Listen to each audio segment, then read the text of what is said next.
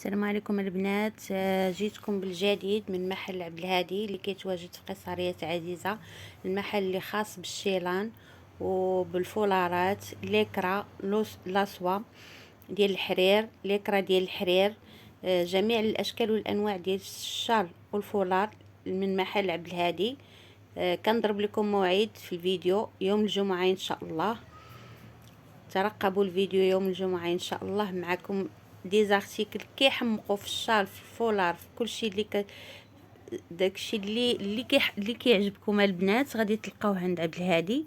انتظرونا ان شاء الله في الفيديو يوم الجمعة ان شاء الله.